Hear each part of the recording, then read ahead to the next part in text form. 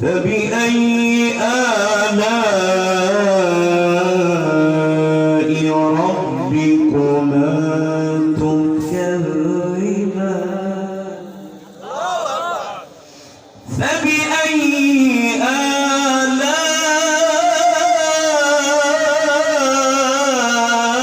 آلاء ربكما تكذبان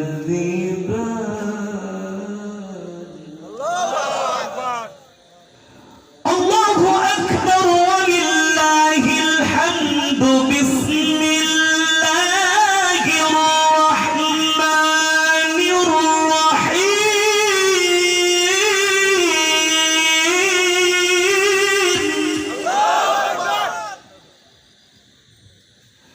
بسم الله الرحمن الرحيم قل هو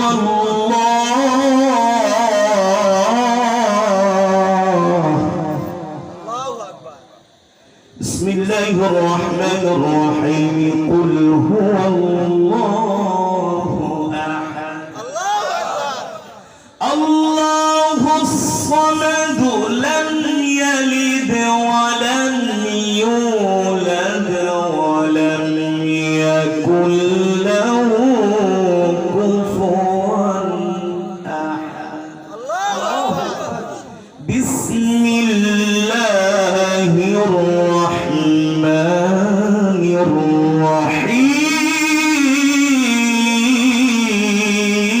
الرحيم بسم الله الرحمن الرحيم قل هو الله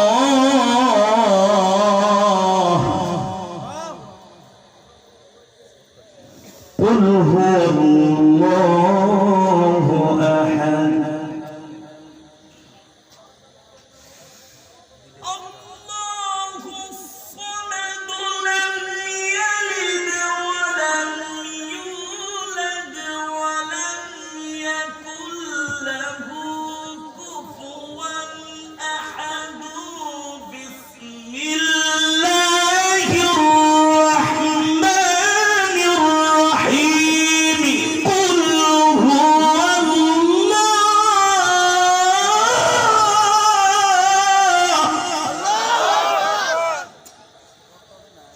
بسم الله الرحمن الرحيم قل هو الله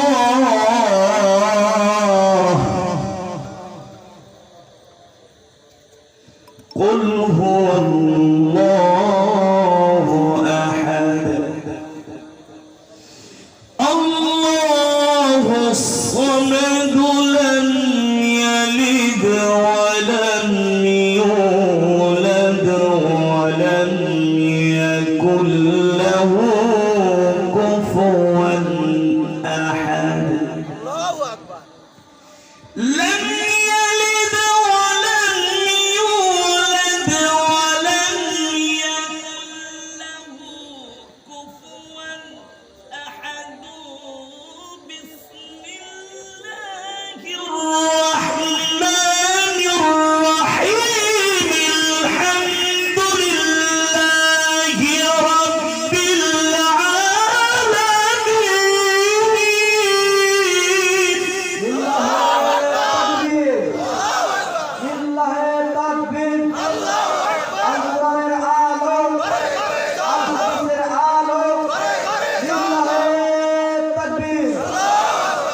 بسم الله الرحمن الرحيم الحمد لله رب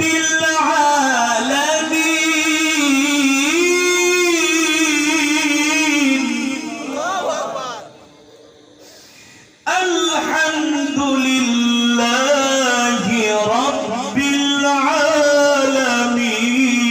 الرحمن الرحيم مالك يوم الدين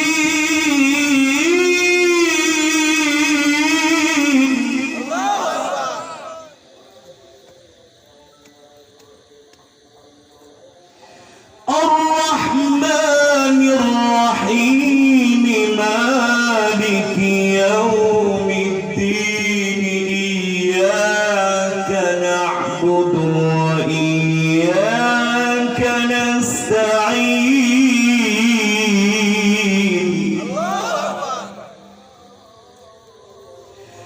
الرحمن الرحيم مالك يوم الدين إياك نعبد وإياك نستعين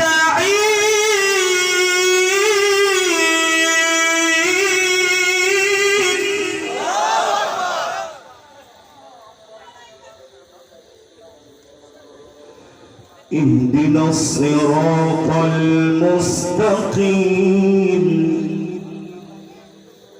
اهدنا الصراط المستقيم اهدنا الصراط المستقيم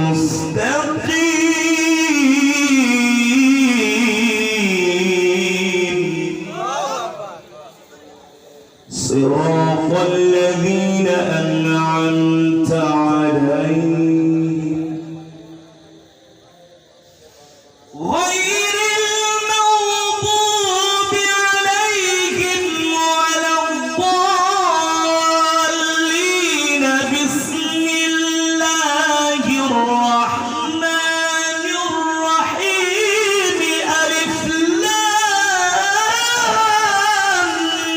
ميم ذلك الكتاب لا ريب فيه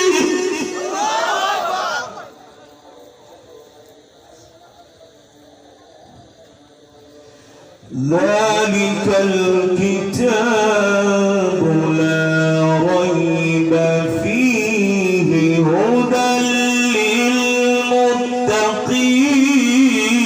للمتقين ذلك الكتاب لا ريب فيه هدى للمتقين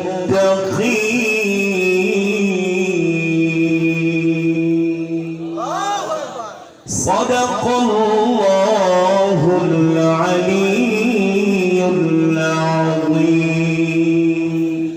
আমরা সকলেই বলি আলহামদুলিল্লাহ আর ইমানি আওয়াজ দিয়ে বলি আলহামদুলিল্লাহ ইমানদার মুসলমান কোরআনের তেলাওয়াত শোনার পরে ইমানের আওয়াজ বাড়ছে নাকি কমছে জোরে বলুন বেড়েছে নাকি কমেছে লিল্লাহি তাকবীর লিল্লাহি তাকবীর আল কোরআনের আলো আল হাদিসের আলো সংসদে চালো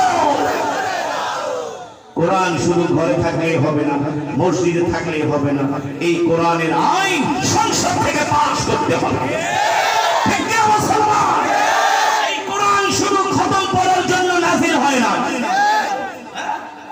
এই কোরআন শুধু জান ফুক দেওয়ার জন্য নাযিল হয় না বাপ মরে যাবে 40 দিন পরে 10 জন আলেম দাওয়াত দিয়ে এক খতম কোরআন পড়িয়ে 10টা গরু জবাই করিয়ে 10,000 মানুষকে 40 খাওয়াবে এই কারণে কোরআন নাযিল হয় না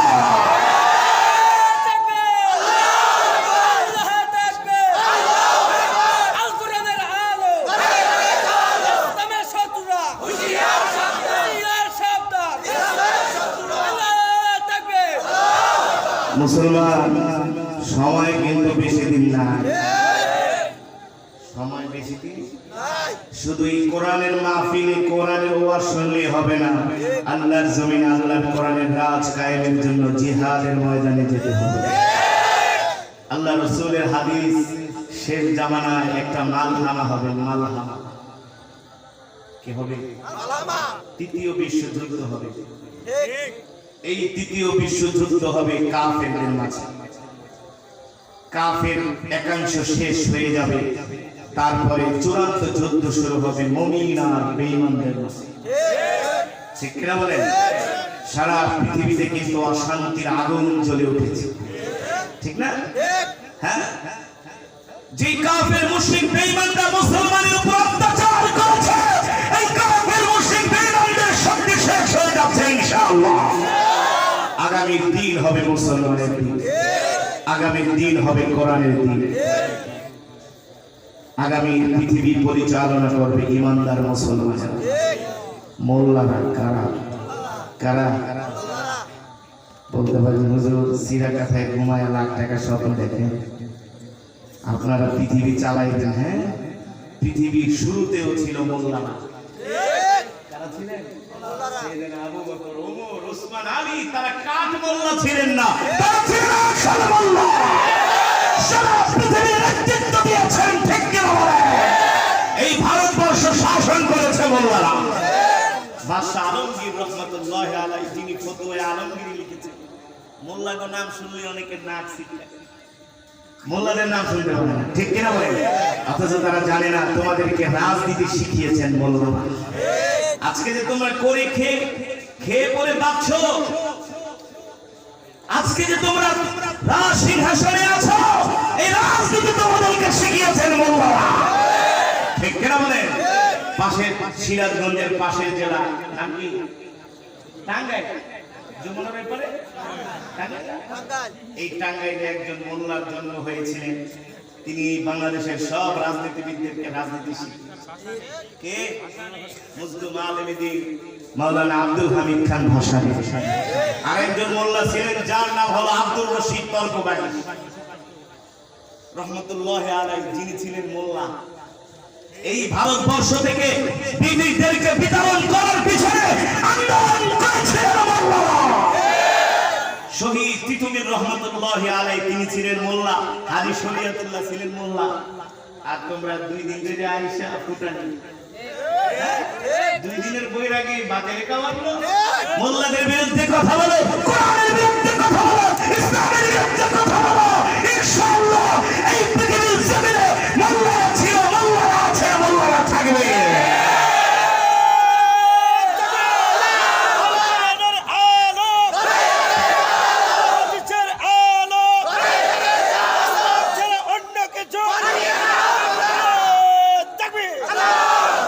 আল্লাহর বান্দারা, আমি অল্প সময় কোরআন হাদিস থেকে কিছু আলোচনা করব, আপনারা মহব্বতের সাথে শুনতে পারবেন তো ইনশাআল্লাহ? সেই ধৈর্য আছে তো আপনাদের? আপনারা কিন্তু কোনো মেনমেনানি পেনপেনানি বক্তারে দাওয়াত দেন না। এই বক্তা শুধু নাক মুছবে, পান খাবে আর আস্তে আস্তে করে ওয়াজ করবে। নো, যতক্ষণ বয়ান চলবে ততক্ষণ ময়দান কাঁপবে। নাস্তিক মুক্তাদের গায়ে আগুন ধরবে। যারা এই বাংলার জমিনে ওলিয়া উলিয়া দেশে, ওলামাই কেরামের দেশে, হাফেজে কোরআনের দেশে, যারা সীমান্তের ওই পার থেকে ভারতীয় সংস্কৃতি এই দেশে চালু করতে চায়, ওদের গায়ে আগুন ধরবে। গতকালকে বাংলাদেশে পহেলা বৈশাখ পালন করছে টিএসসি চত্বরে হনুমান আর ভুতুম পেঁচা। এই হনুমান আর ভুতুম পেঁচা কি আমাদের সংস্কৃতি? জানে বলুন, বাংলাদেশে যে পহেলা বৈশাখের নামে যা পালন করা হচ্ছে, এটা বাংলাদেশের পহেলা বৈশাখ নববর্ষ পালন করা হয়। এটা হলো ডাইরেক্ট মূর্তি পূজা, মূর্তি পূজা, মূর্তি পূজা। আর এই মূর্তি পূজা করা মুসলমানের জন্য হারাম, হারাম। কোন মৌলবী যদি এর পক্ষে ফতোয়া দেয়, মৌলবী হলো মুশরিক হয়ে গেছে, মুরতাদ হয়ে গেছে, ঠিক কিনা বলেন? কোন মুসলমানের সন্তানরা হুকুম পেঁচার হনুমান নিয়ে কখনো মিছিল করতে পারে? আমরা মুসলমান, আমাদের ধর্ম, ঠিক কিনা বলেন? আমরা সব বিষয়ে ছাড় দিতে পারি, মাগার ইসলামের বিষয়ে আমরা ছাড় দিতে পারি না। আমরা সব জায়গায় উদার, কিন্তু আমি আমার দ্বীনের ক্ষেত্রে অনেক বড় বখিল। তুমি আমার দ্বীনকে কটাক্ষ করবা, আমার সংস্কৃতিকে তুমি কটাক্ষ করবা, আমি এটা মেনে নিতে পারি, ঠিক কিনা বলেন? একটু আগে আমি আপনাদের সামনে কোরআন পড়েছি। কোন সূরা? সূরাতুর রহমান। হৃদয়ে লেগেছে? তেলাওয়াত হৃদয়ে লেগেছে? কেন লাগবে না? রব বলছেন ফাবি আইয়ি আলা রাব্বিকুমা তুকাদ্দিবান। হে বান্দা, তোরা এত লাফালাফি করস, ফালাফালি করস, ক্ষমতা পায়া, অর্থ পায়া, ঠিক, টাকা পায়া, স্ত্রী পায়া, সম্পদ পায়া, ধন দৌলত পায়া, এত লাফালাফি করো, এগুলো কোনো কিছুই তোমাদের না, এগুলো সব হলো আল্লাহ তাআলার দেওয়া নিয়ামত। ঠিক কি না বলে? এই চোখ আল্লাহর নিয়ামত, কথা বলে, এই হাত আল্লাহর নিয়ামত, কথা বলে, এই যে আমি যে জবান দিয়ে কথা বলছি, এই জবান হলো আল্লাহর নিয়ামত, এই কণ্ঠ হলো আল্লাহর নিয়ামত। ঠিক কি না বলেন?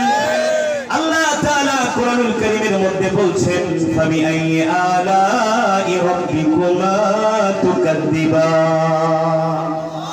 আল্লাহ তাআলা বলেন নবী দুনিয়ার মানুষদেরকে বলে দেন, এ দুনিয়ার মানুষ, তোমরা তোমাদের রবের কোন কোন নিয়ামতকে অস্বীকার করবা? আছে কোনো অস্বীকার করার সুযোগ? এই যে আপনারা একটা খোলা মাঠের নিচে বসে বসে কোরআনের বয়ান শুনতেছেন, এই জমিন সৃষ্টি করেছেন কি আল্লাহ? আমেরিকার প্রেসিডেন্ট না, ভারতের মোদি না, পাকিস্তানের ভুট্টো খান, হালাকু খান, চেঙ্গিস খান, বাংলাদেশের কোন প্রেসিডেন্ট? আল্লাহ তাআলা বলেন আলাম নাজালিল আরদা মিহাদা ওয়াল জিবালা আওতাদা ওয়া খালাকনাকুম আজওয়াজা। আল্লাহ রাব্বুল আলামিন বলেন নবী দুনিয়ার মানুষদেরকে বলে দেন, আমি আল্লাহ তাআলা কি তাদের জন্য জমিনকে বিছানা স্বরূপ বানাইনি? কে বলছেন? আল্লাহ তাআলা বলছেন, এই দুনিয়ার মানুষ, এই যে তোমরা জমিনের মধ্যে বসবাস করতেছো, এই জমিন আমি আল্লাহ তোমাদের জন্য সৃষ্টি করেছি। এই জমিনের মাটি যদি বেশি নরম হতো তোমরা বসতে পারতে না। এখানে যদি বেশি নরম হতো, কাদা পানি হতো, বসতে পারতেন না। কি ভিজে যেত? আর বললাম ঠিক, নিতম্ব ভিজে যেত। শুদ্ধ ভাষা বলবো, কি ভিজে যেত? নিতম্ব ভেজে যেত। আর যদি বেশি শক্ত হতো তাহলে এই জমিনের মধ্যে খুঁটি কাটতে পারতাম না। ঠিক কিনা বলেন? আল্লাহ তাআলা বলেন তোমাদের উপযোগী করে, বসবাসের উপযোগী করে আমি আল্লাহ তোমাদের জন্য জমিনকে সৃষ্টি করেছি। সুবহানাল্লাহ বলেন। এই যে আপনাদের পাশে বিশাল এক যমুনা নদী, কি নদী? কোরআনে আছে কি আছে না? এই নদী কি বঙ্গবন্ধু শেখ মুজিবুর রহমান কেটে দিয়েছে? জিয়াউর রহমান, এরশাদ চাচা, এরশাদের বাড়ি রংপুর, এরশাদ মনে করছে আমার বাড়ি রংপুর, বড় একটা যমুনা নদী কেটে দেই, এই নদীতে মাছ হবে, আমার উত্তরবঙ্গের মানুষ খাবে। এরশাদের 14 গোষ্ঠীরও ক্ষমতা নাই এই যমুনা নদীর মতো একটা নদী কাটান। আরে যমুনা নদী তো দূরের কথা, যে একটা ব্রিজ পার হয়ে আসলাম, এই নদীর নাম কি? করতোয়া না? একটা শাখা নদী। এই নদী কি কোনো বাংলাদেশের প্রেসিডেন্ট কাটতে পারবে? যদি কোনো বাংলাদেশের প্রেসিডেন্ট প্রধানমন্ত্রীকে একটা নদী কাটার আল্লাহ লিজ দিতে, সব চুরি করে খেয়ে শেষ করে, ঠিক কিনা বলেন? সব চুরি করে খেয়ে ফেলতো। আল্লাহ তাআলা বলেন ওয়া হুয়াল্লাযী সাখারাল বাহরা লিতাকুলু মিনহা লাহমান তারিয়া। আল্লাহ তাআলা বলে নবী দুনিয়ার মানুষদেরকে বলে দেন, আমি আল্লাহ দুনিয়ার মানুষের জন্য, আমি আমার বান্দাদের জন্য বড় বড় নদী কেটে দিয়েছি, সমুদ্র কেটে দিয়েছি। শুধু আমি আল্লাহ বড় বড় নদী আর সমুদ্র কেটেই শেষ করে দেই নাই। আমি আল্লাহ এই বড় বড় নদীর মধ্যে, সমুদ্রের মধ্যে তোমাদের জন্য বিভিন্ন প্রজাতির মাছের ব্যবস্থা করেছি। আছে কি আছে না? আস্তে করে সুবহানাল্লাহ। এই যে বাজারে যায় পাইলে মাছ কিনেন, বল মাছ কিনেন, আই মাছ কিনেন, চিংড়ি মাছ কিনেন, এই যে নদীর মাছ কিনা কিনা মজার মজার খাইতেছেন সিরাজগঞ্জের মানুষ। আমাদের দেশে হুজুর ওয়াজে আইছেন আপনাদের নদীর মাছ খাওয়ান। আরে নদীর মাছ কি তোমার দানায় ছেড়ে দিয়েছে নাকি? নাকি তোমার কোন প্রধানমন্ত্রী, তোমার রাষ্ট্রপতি ছেড়ে দিয়েছে? এই নদীর ভিতরে মাছের ব্যবস্থা করেছেন কে?